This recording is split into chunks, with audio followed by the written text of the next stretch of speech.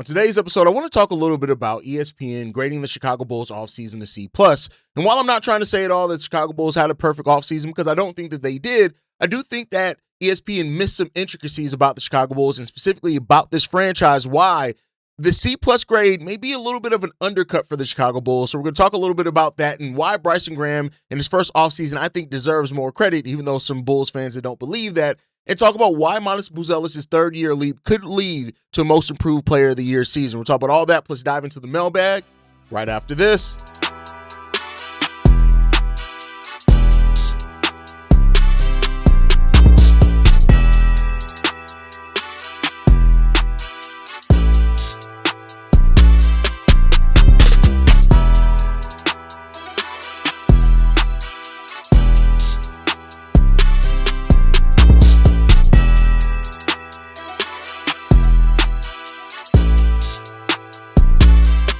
What's going on, Bulls fans? Welcome to another episode of Chicago Bulls Central, your number one spot for everything Chicago Bulls related. I'm the host here, Haize, but more importantly, you guys can follow the channel at Bulls Central Pod on every social media platform we happen to be on. With that said, let's go ahead and get into it for today, y'all. So ESPN gave the Chicago Bulls a C+ grade. And while I understand it, right, because the Bulls walked into the draft with 4 overall picks, 2 of that being in the first round, 2 in the second round, in what was a deep draft.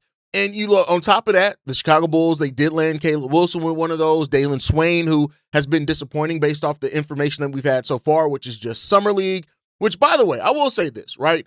I just want to mark this. Even though I have continually told you guys Summer League should not be taken that seriously, let's even take it outside of that. Have we never seen players had a 4-game bad stretch before? But nonetheless, that's a story for another day. But this offseason also included adding Nic Claxton, Norman Powell, bringing back Zach Collins, but more importantly, a head coaching change and a change in the front office, more importantly.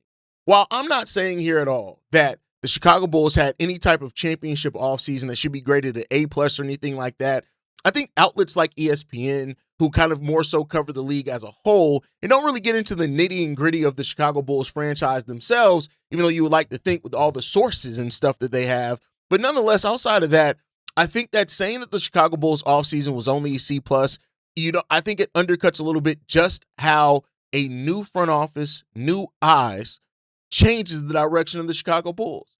When you look at the article that came out, and I want to link back to that, but Arturus, and just how bad it really separated the front office and the execs and all that type of stuff with them just not knowing what the hell AK was doing, then on top of that, AK not listening to them, all that type of stuff, I think that alone really sets the Bulls down because Bryson Graham came in with a calculated offseason. You can say what you agree with some of the moves or not. I know there's some people, well, we reached on Swain. It should be Cameron Carr and put Dailyn Swain's a bust. But without all of that, like it was, you could see how all the moves fit together. You got Caleb Wilson, who, was the number 4th overall prospect in the draft. He fell to number 4, right?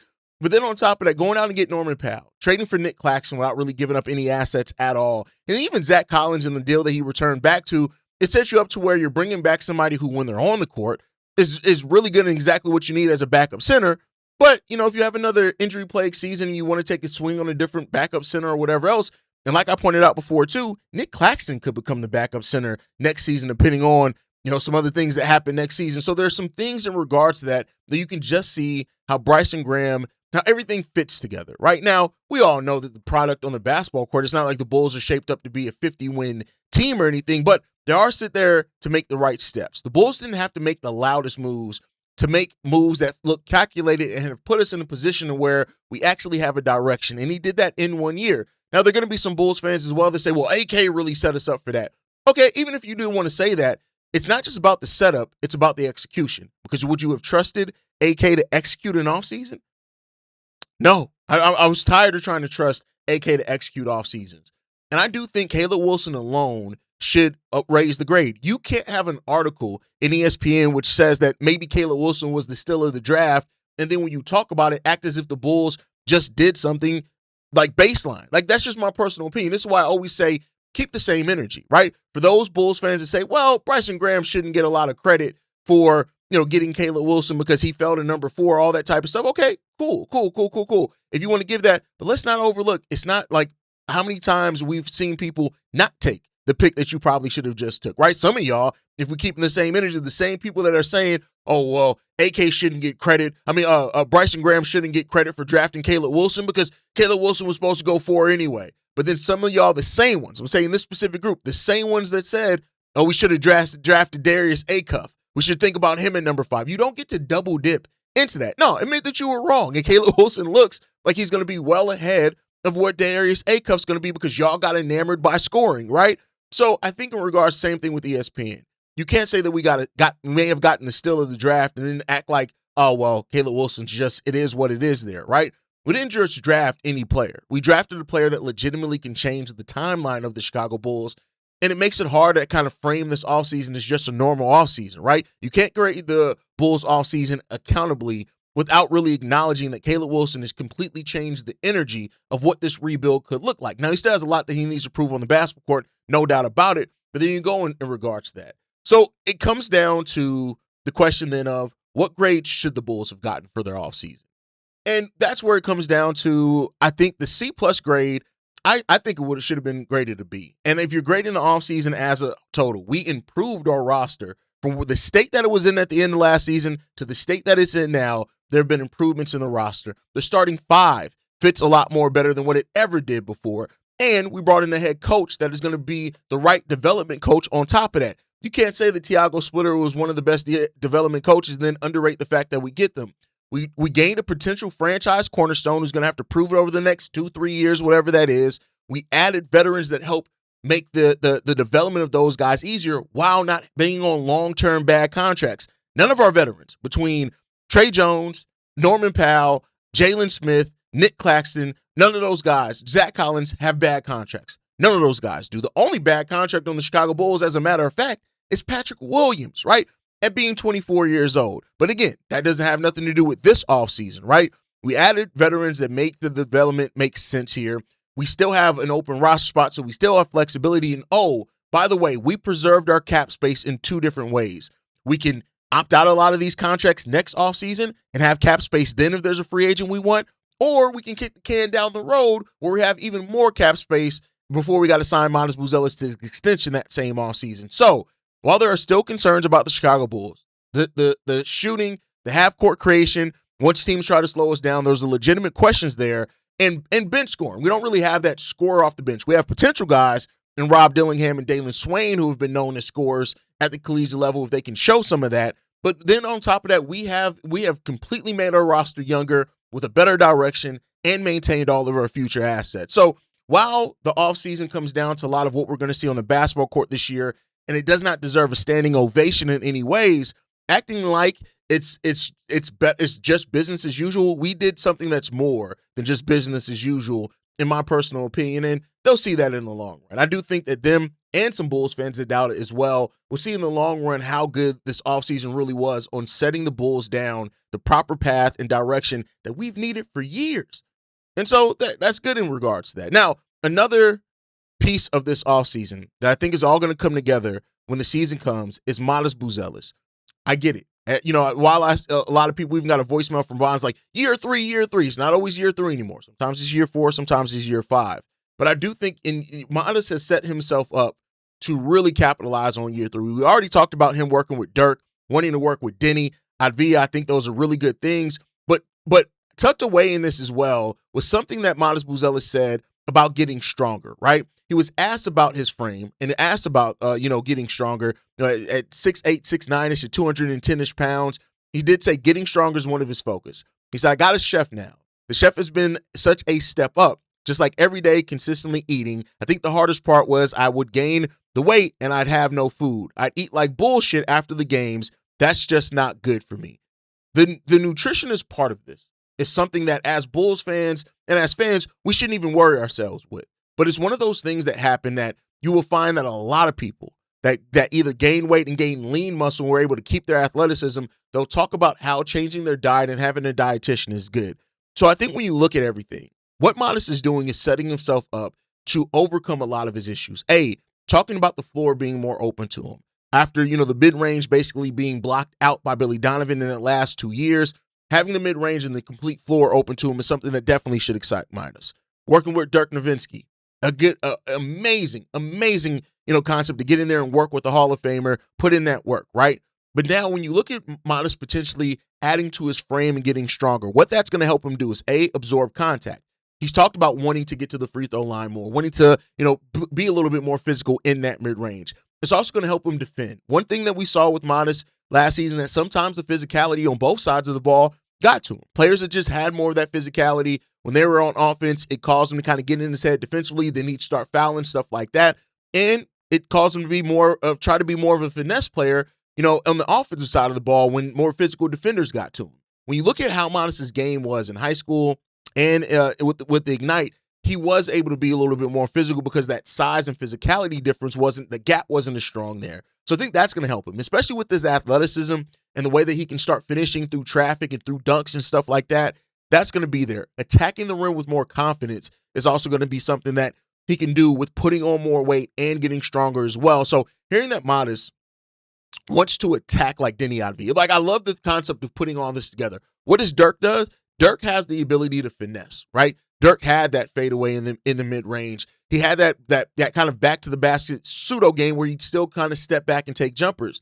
Deni Avdija has more of that physical. He's more of a bruiser than Dirk Nowitzki is. So the fact that Matas wants to learn from both these guys, you can meld both those together and then find your own path as a player, which I think will be really good. The connection. I think also with Deni Avdija having his breakout season under Tiago Splitter, right? If Matas adds the ability to put more pressure downhill on opponents, that opens up the floor even more for him and for his teammates. So adding in the Dirk Nowitzki shooting, adding in the physicality of Deni Avdija, adding in the fact of getting physically stronger as well, this all sets up Matas Buzelis to potentially have that most improved player of the year season that he has to have. Now, this would be the season where Matas has to be aggressive. He's going to have to average between 20 and 22 points, probably average nearly 2.5 to 3 stocks per game between blocks and steals. Have that improved mobility. Matas has the chance to come in here and be if he comes in with aggression and taking the next steps in development, he has the capability of being the first offensive option in this, meaning that you may even go to him more than you go to Norman Powell. He has a chance to do that, and this will be the season to do that because as Caleb Wilson grows and those type of things, that balance can get a little bit there. We're going to see what happens. I think what Matas has done and what he's done really every year since he's been drafted is he works his ass off in the summer.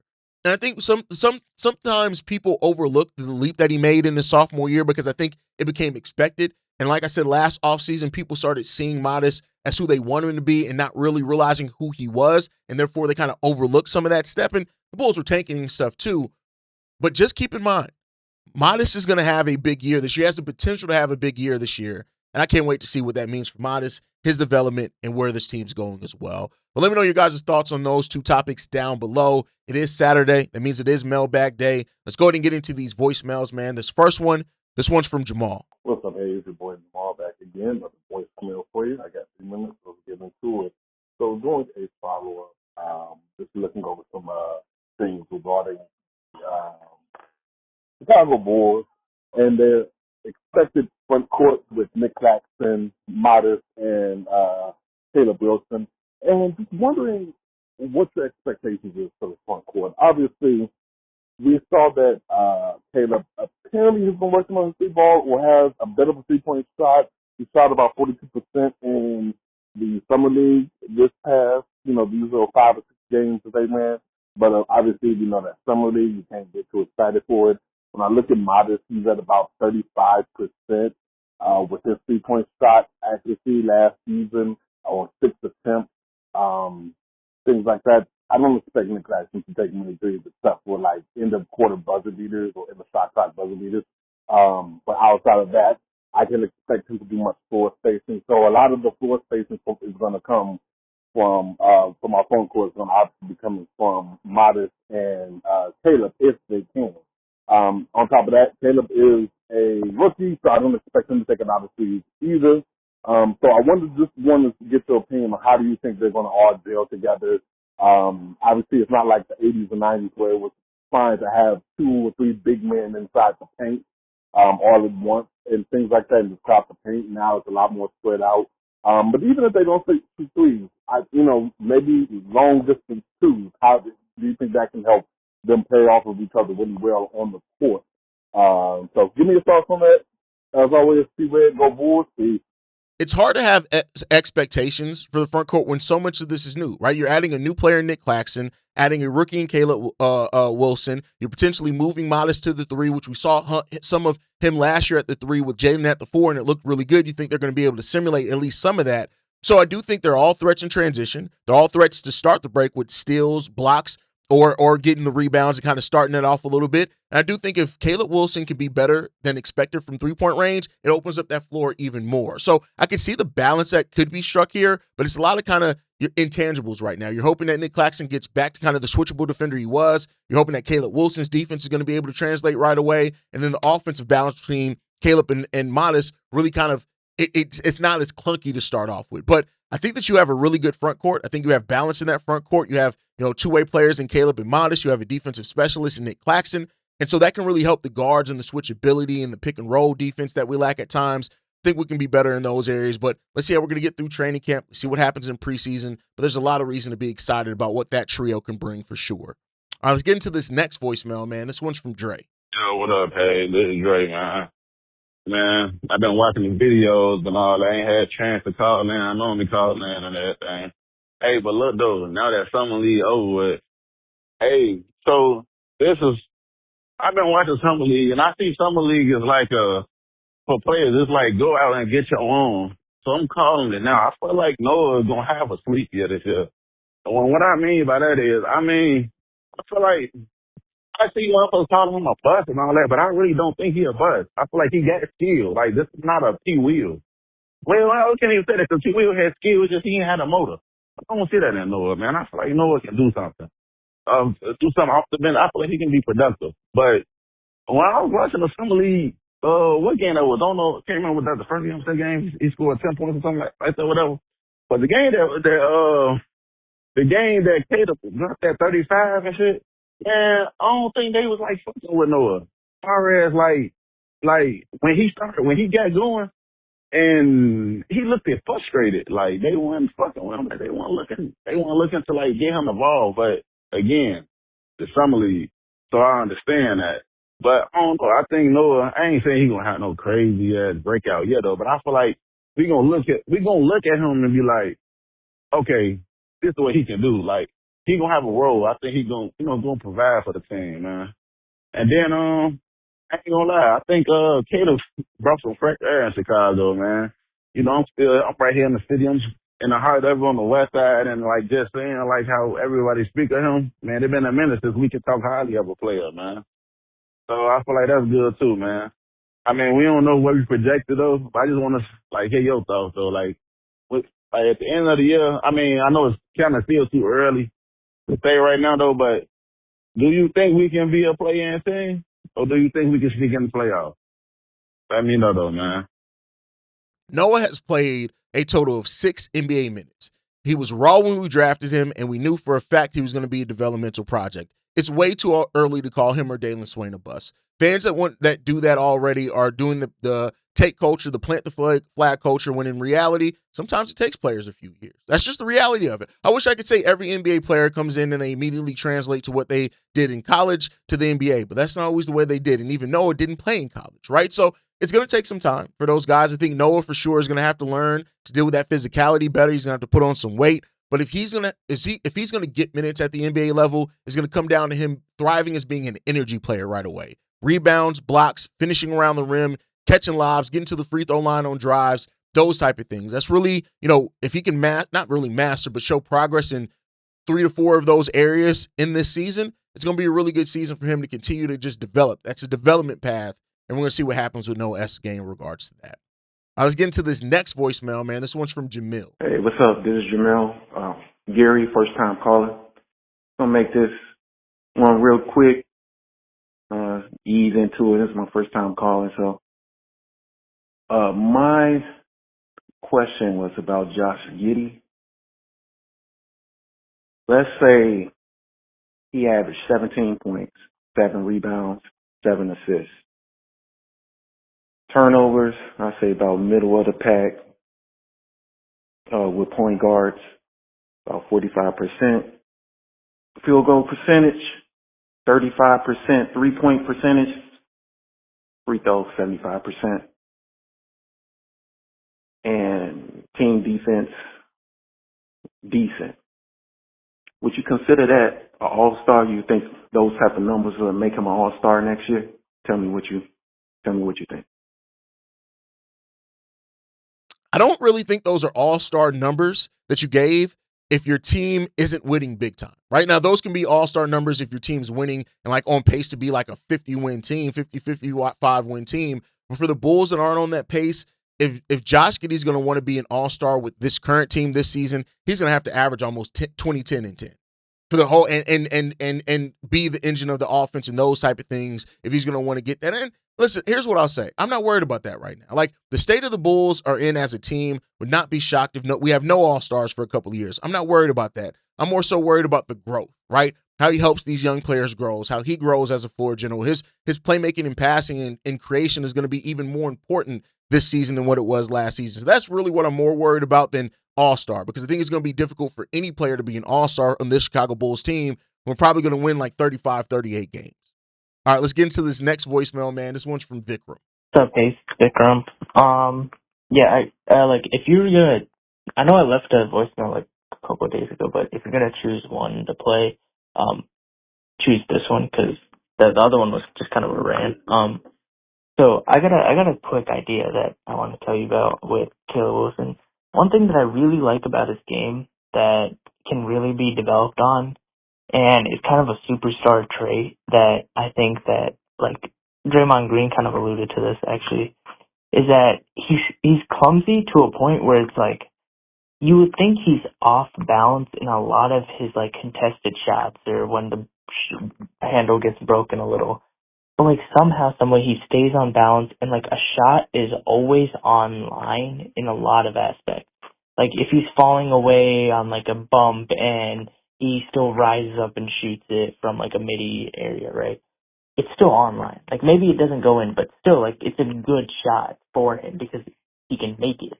And more times than not. And I think that's like such a special thing because when he does get the balance, he doesn't let the handle go like be wonky or like kind of like mishandled. Like that's gonna really elevate his game. Where like if you look at a guy like SGA who's never off balance, because of that he can leverage the difficult shot making of like falling away, falling to the right.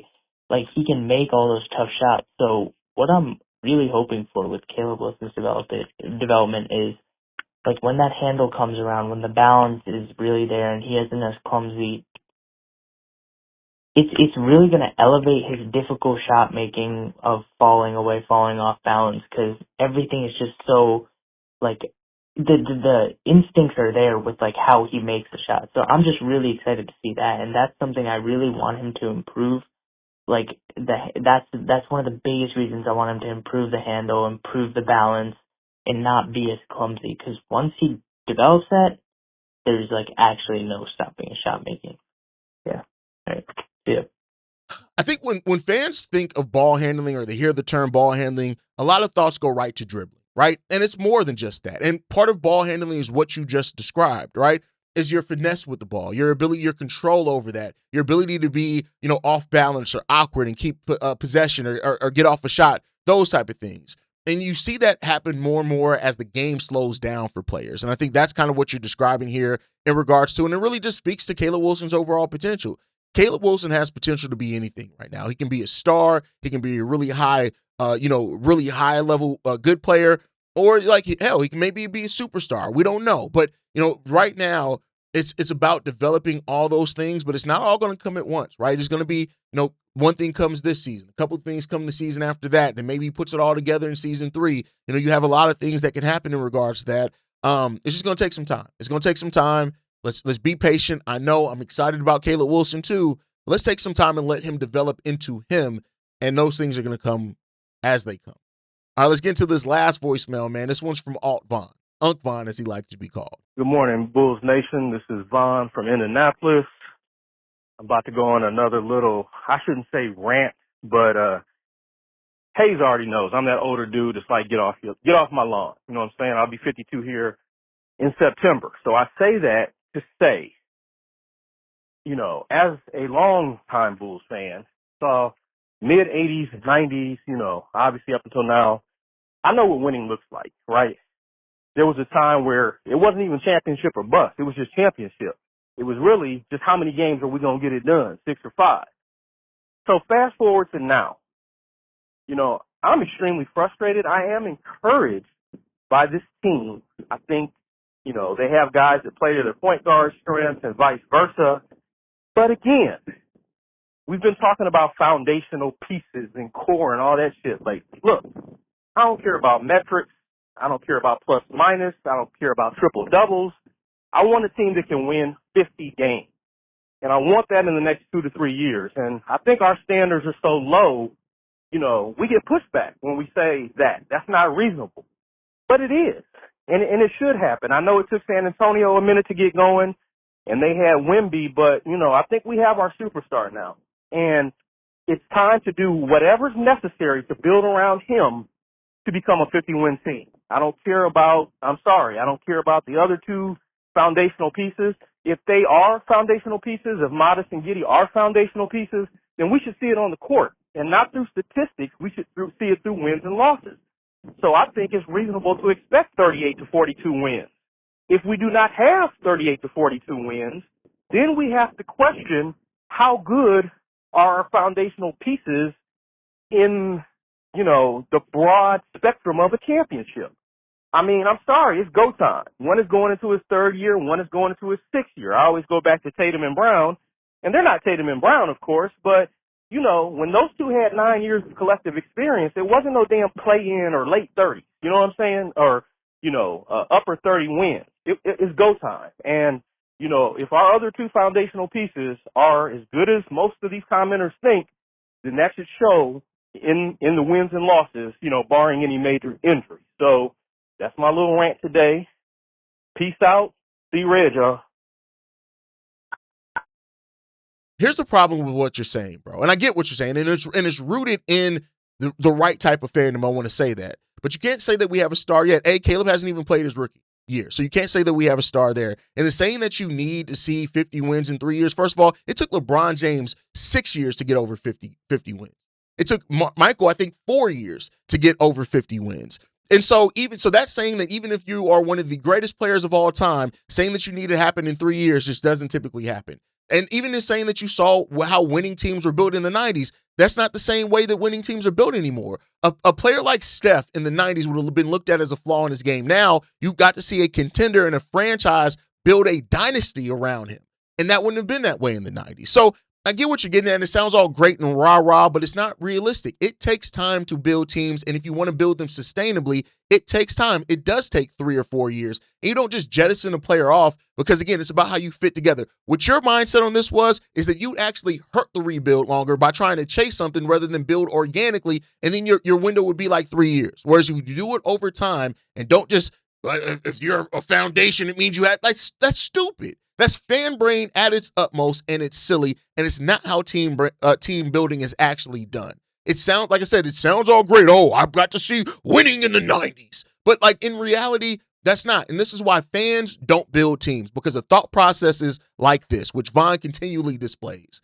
But all right, that's going to do it for today's episode. I thank you guys so much for tuning in. Make sure you guys sound off in the comment section how you feel about all the topics and the voicemails down below. Make sure you like the video, subscribe to the channel, hit that notification bell so you never miss an episode or a live stream. You can follow us at Bull Central Pod on every social media platform. You send us any feedback, questions, comments, concerns, bullcentralpod@gmail.com. And lastly, if you want to leave a text message and our voicemail for the mailbag, the number to do so, 773-270-2799. We're the #1 spot for everything basketball and Chicago Bulls related. And I'll catch you guys on the next one. Love you guys. Go Bulls. See Red, y'all.